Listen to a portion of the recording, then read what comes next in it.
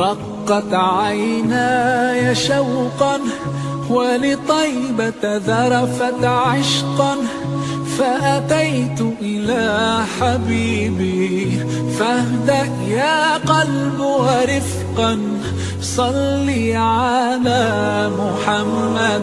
السلام عليك يا رسول الله، السلام عليك يا حبيبي يا نبي الله، السلام عليك يا رسول الله، السلام عليك يا حبيبي يا نبي الله. Assalamualaikum warahmatullahi wabarakatuh. Saya Khairul Hanan dari kelompok 4. Di sini saya akan memberi pembelajaran tentang teori perilaku konsumen dalam pandangan Islam. Ini videonya.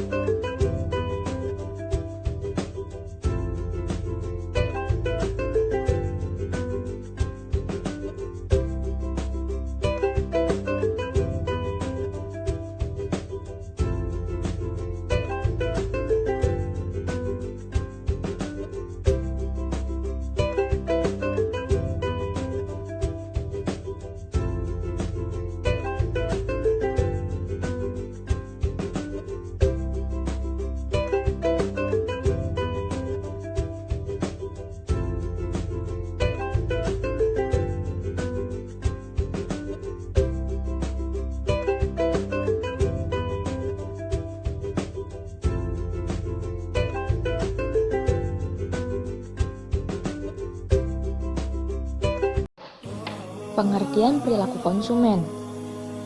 Perilaku konsumen adalah tindakan yang dilakukan oleh individu, kelompok, atau organisasi yang berhubungan dengan proses pengambilan keputusan dalam mendapatkan, menggunakan barang-barang atau jasa ekonomis yang dapat dipengaruhi oleh lingkungannya. Teori perilaku konsumen adalah deskripsi tentang bagaimana konsumen mengalokasikan pendapatan antara barang dan jasa yang berbeda-beda untuk memaksimalkan kesejahteraan konsumen itu sendiri. Konsumen banyak mengambil keputusan pembelian setiap hari. Perusahaan besar meneliti keputusan pembelian konsumen untuk dapat menjawab pertanyaan apa, di mana, bagaimana, berapa banyak, kapan, dan mengapa mereka membeli. Pemasar dapat mempelajari pembelian konsumen untuk menjawab pertanyaan-pertanyaan tersebut. Tetapi, mempelajari tentang mengapa perilaku pembelian konsumen tidak mudah karena jawabannya sering terkunci jauh dalam kepala konsumen. Perilaku konsumen dalam ekonomi Islam. Definisi dari perilaku konsumen dalam ekonomi Islam. Perilaku konsumen Islami didasarkan atas rasionalitas yang disempurnakan dan mengintegrasikan keyakinan dan kebenaran yang melampaui rasionalitas manusia yang sangat terbatas berdasarkan Al-Quran dan Sunnah.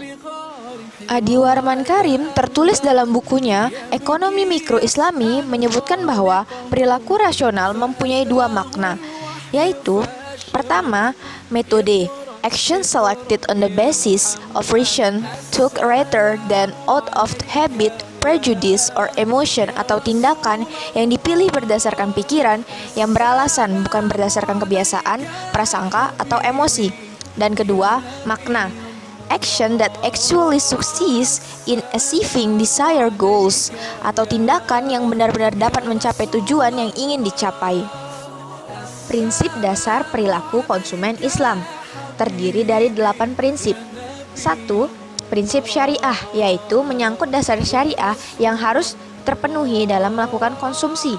2. Prinsip akidah, yaitu hakikat konsumsi adalah sebagai sarana untuk ketaatan untuk beribadah sebagai perwujudan keyakinan manusia sebagai makhluk dan khalifah yang nantinya diminta pertanggungjawaban oleh pencipta. 3. Prinsip ilmu, yaitu seseorang ketika akan mengkonsumsi harus mengetahui ilmu tentang barang yang akan dikonsumsi dan hukum-hukum yang berkaitan dengan apakah merupakan sesuatu yang halal atau haram, baik ditinjau dari zat, proses, maupun tujuannya. 4. Prinsip amaliyah, sebagai konsekuensi akidah dan ilmu yang telah diketahui tentang konsumsi tersebut. Seseorang dituntut untuk menjalankan apa yang sudah diketahui, maka dia akan mengkonsumsi hanya yang halal serta menjauhi yang haram dan syubhat. 5. Prinsip kuantitas, yaitu sesuai dengan batas-batas kuantitas yang telah dijelaskan dalam syariat Islam. Salah satu bentuk prinsip kuantitas adalah kesederhanaan. 6. Prinsip prioritas, yaitu memperhatikan urutan kepentingan yang harus diprioritaskan agar tidak terjadi kemudaratan. Terdiri dari primer, sekunder, dan tersier.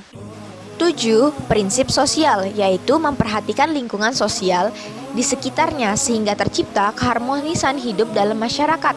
Di antaranya, kepentingan umat, keteladanan, tidak membahayakan atau merugikan diri sendiri dan orang lain. 8.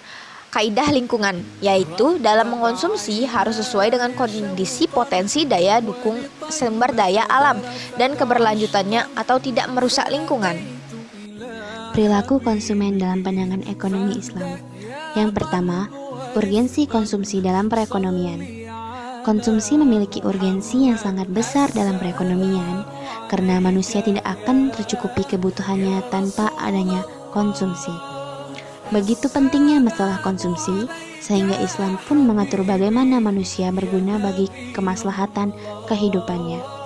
Aturan Islam mengenai segala aktivitas konsumsi yang jauh dari sifat hina terdapat dalam Al-Quran dan Al-Sunnah yang akan membawa pelakunya mencapai keberkahan dan kesejahteraan dalam hidupnya.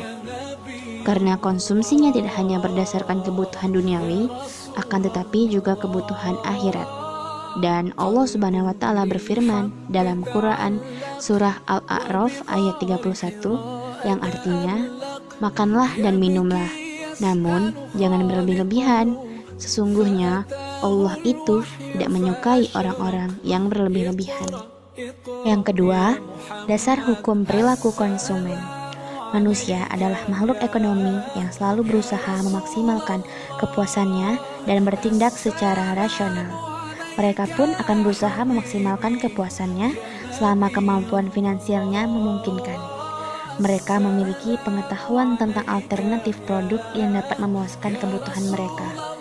Islam memandang bahwa bumi dengan segala isinya merupakan amanah Allah kepada manusia untuk dipergunakan sebaik-baiknya bagi kesejahteraan bersama. Dalam ekonomi Islam, pemenuhan kebutuhan akan sandang dan pangan serta papan harus dilandasi dengan nilai-nilai spiritualisme Islami dan adanya keseimbangan dalam pengelolaan harta kekayaan. Selain itu, kewajiban yang harus dipenuhi oleh manusia dalam memenuhi kebutuhannya harus berdasarkan batas kecukupan atau had al-kifayah. Ketentuan dalam ekonomi Islam yang berlandaskan nilai-nilai spiritualisme Islami menafikan karakteristik perilaku konsumen yang berlebihan dan materialistik. Rasulullah SAW bersabda, "Tidak ada wadah yang dipenuhi anak Adam yang lebih buruk dari perutnya. Cukuplah anak Adam mengkonsumsi beberapa suap makanan untuk menguatkan tulang rusuknya. Kalau memang tidak ada jalan lain atau memakan lebih banyak, maka berikan sepertiga untuk tempat makanan, sepertiga untuk tempat minuman, dan sepertiga untuk tempat nafasnya." Hadis riwayat Tirmizi nomor 2380, Ibnu Majah nomor 3349, disyahihkan oleh Albani dalam kitab Syahih Tirmizi nomor 1939. Berlebih-lebihan dalam makanan dan minuman mengandung banyak keburukan.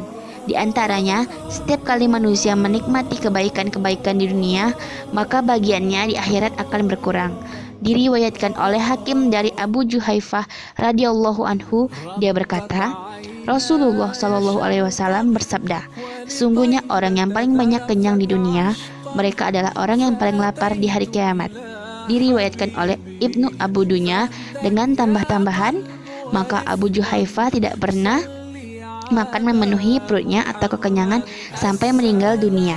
Disyahihkan oleh Albani dalam kitab As-Silasilah Asy-Syahihah nomor 342. Konsumen dalam ekonomi Islam. Pada dasarnya, konsumsi dibangun atas dua hal, yaitu kebutuhan dan kegunaan. Secara rasional, seseorang tidak akan pernah mengkonsumsi suatu barang, manakala dia tidak membutuhkannya dan tidak mendapatkan manfaat darinya. Dalam perspektif ekonomi Islam, dua unsur ini mempunyai kaitan yang sangat erat. Ketika konsumsi dalam Islam diartikan sebagai penggunaan terhadap komoditas yang baik yang jauh dari sesuatu yang diharamkan. Tentunya, motivasi yang mendorong seseorang untuk melakukan aktivitas konsumsi juga harus sesuai dengan prinsip konsumsi itu sendiri. Artinya, aktivitas konsumsi menyesuaikan karakteristik dari kebutuhan dan manfaat yang secara tegas diatur dalam ekonomi Islam. Karakteristik konsumsi dalam perspektif ekonomi Islam. Yang pertama, konsumsi bukanlah aktivitas tanpa batas, melainkan juga terbatasi oleh sifat kehalalan dan keharaman yang telah digariskan oleh syarak, sebagaimana firman Allah Subhanahu wa taala, Bismillahirrahmanirrahim. Ya ayyuhalladzina amanu la tuharrimu thayyibati ma ahallallahu lakum wa la ta'tadu innallaha la yuhibbul mu'tadin. Artinya, hai orang-orang yang beriman, janganlah kamu haramkan apa-apa yang baik telah Allah halalkan bagi kamu, dan janganlah kamu melampaui batas. Sesungguhnya Allah tidak menyukai orang-orang yang melampaui batas. 2.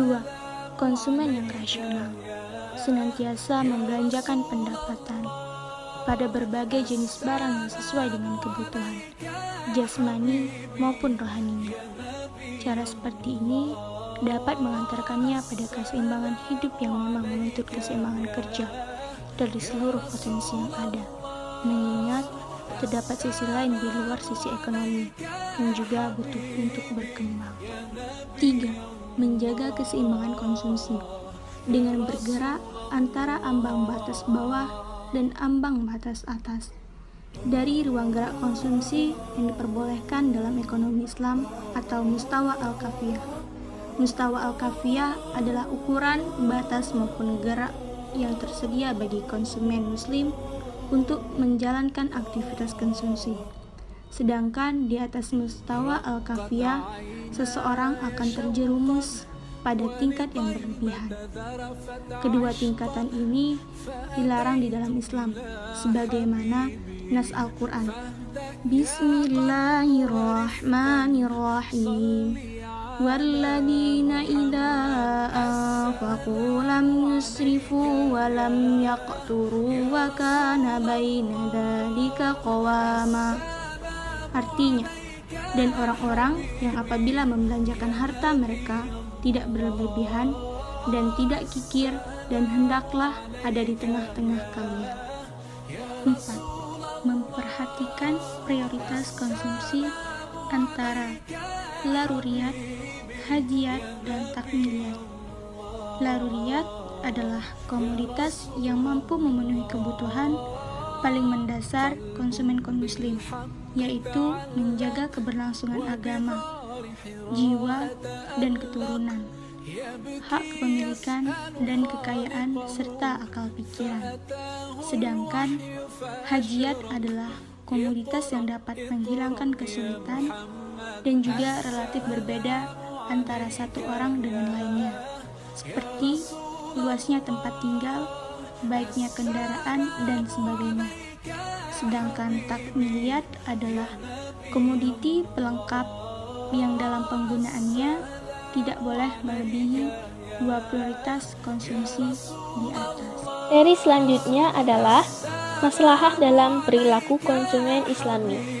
Imam Syatibi menggunakan kata maslahah yang maknanya lebih luas dari sekedar utility atau kepuasan dalam segi terminologi ekonomi konvensional. Ada 5 elemen dasar menurut beliau, yakni yang pertama, kehidupan atau jiwa, al-nafs. Kedua, harta, al-mal. Ketiga, keyakinan, al-din. 4, intelektual, al-akal. Dan yang terakhir, keluarga atau keturunan, al-nasl. Maslahah terbagi menjadi 2 jenis, yaitu pertama, maslahah terhadap elemen-elemen yang menyangkut kehidupan dunia dan akhirat. Yang kedua, maslahah terhadap elemen yang menyangkut hanya kehidupan akhirat saja. Pada tingkatan tertentu, konsumen muslim memiliki alokasi untuk hal-hal menyangkut akhirat akan mengkonsumsi lebih sedikit daripada non-muslim. Dalam membandingkan konsep pemenuhan kebutuhan yang terkandung di dalamnya, maslahah perlu membandingkan tingkatan-tingkatan tujuan hukum syar'a, yakni yang pertama, daruriyah. Tujuan daruriyah merupakan tujuan yang harus ada dan sangat mendasar bagi penciptaan kesejahteraan di dunia maupun di akhirat, yaitu mencakup terpeliharanya 5 elemen dasar kehidupan tadi, yakni jiwa, harta, keyakinan, intelektual, dan keluarga atau keturunan. Jika tujuan ini diabaikan, maka tidak akan ada kedamaian dan akan timbullah kerusakan dan kerugian di dunia dan akhirat. Yang kedua, hajiyah, kemaslahatan yang diperoleh manusia dalam kondisi yang berkaitan dengan keringanan atau rukhsah yang diberikan oleh Allah Subhanahu wa Ta'ala kepada manusia. Misalnya saja, ketika orang sakit tidak bisa untuk duduk maupun berdiri, dia diperbolehkan untuk sholat dengan posisi terbaring atau berbaring.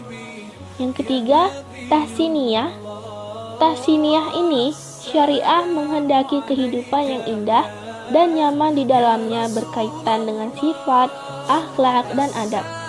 Tujuannya yaitu untuk mencapai pemanfaatan yang lebih baik, keindahan dari daruriyah dan hajiyahnya. Lalu ada materi prinsip konsumsi Islam. Ada beberapa prinsip dalam berkonsumsi bagi seorang muslim yang membedakan dengan perilaku konsumsi non-muslim. Menurut Manan, terdapat 5 prinsip konsumsi dalam Islam, yaitu pertama, prinsip keadilan. Prinsip ini mengandung arti ganda mengenai mencari rezeki yang halal dan tidak dilarang hukum. Kedua, prinsip kebersihan. Maksudnya adalah bahwa makanan harus baik dan cocok untuk dimakan, tidak kotor ataupun menjijikkan sehingga merusak selera. Ketiga, prinsip kesederhanaan. Prinsip ini mengatur perilaku manusia mengenai makan dan minuman yang tidak berlebihan. Karena dalam Islam, segala sesuatu yang berlebihan tidaklah baik. Yang keempat, prinsip kemurahan hati. Dengan mentaati perintah Islam, tidak ada bahaya maupun dosa ketika kita memakan dan meminum makanan halal yang disediakan Tuhannya. Kelima, prinsip moralitas.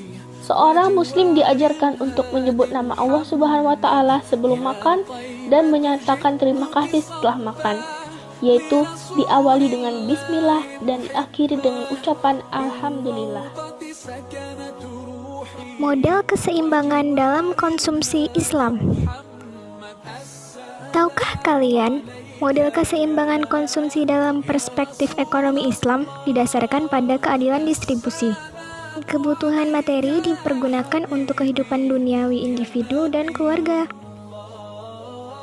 Konsumsi sosial yang dipergunakan untuk kepentingan akhirat nanti yang berupa zakat, infak, dan sedekah. Dengan kata lain, konsumen muslim akan membelanjakan pendapatannya untuk duniawi dan ukhrawi. Disinilah muara keunikan konsumen muslim yang mengalokasikan pendapatannya yang halal untuk zakat sebesar 2,5%, kemudian baru mengalokasikan dana lainnya pada pos konsumsi yang lain, baik berupa konsumsi individu maupun konsumsi sosial yang lainnya. Dalam ekonomi Islam, unsur pendapatan masyarakat dialokasikan pada beberapa bentuk pengeluaran, yaitu untuk konsumsi, tabungan, dan sebagian dari pendapatan itu dikurangkan untuk infak dan sedekah.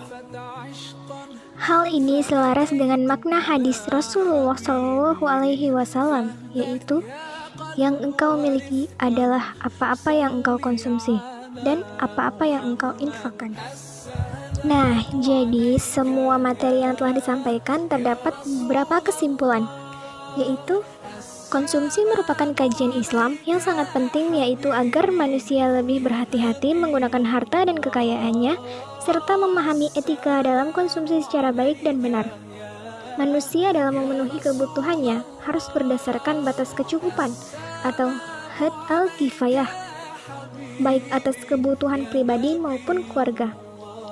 Dalam pemenuhan kebutuhan tersebut, sebagai seorang muslim harus memperhatikan prinsip-prinsip dalam berkonsumsi, yaitu prinsip keadilan, prinsip kebersihan, prinsip kesederhanaan, prinsip kemurahan hati, dan prinsip moralitas.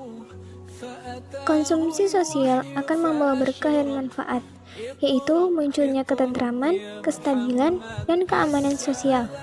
Karena segala rasa dengki akibat ketimpangan sosial dan ekonomi dapat dihilangkan dari masyarakat.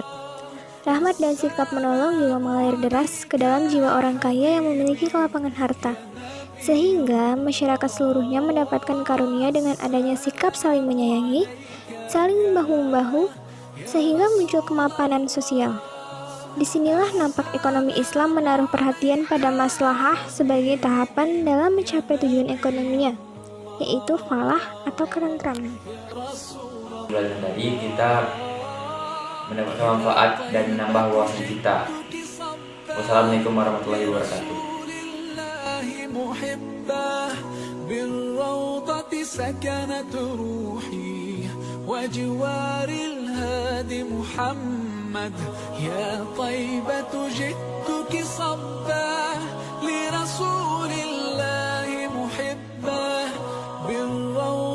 سكنت روحي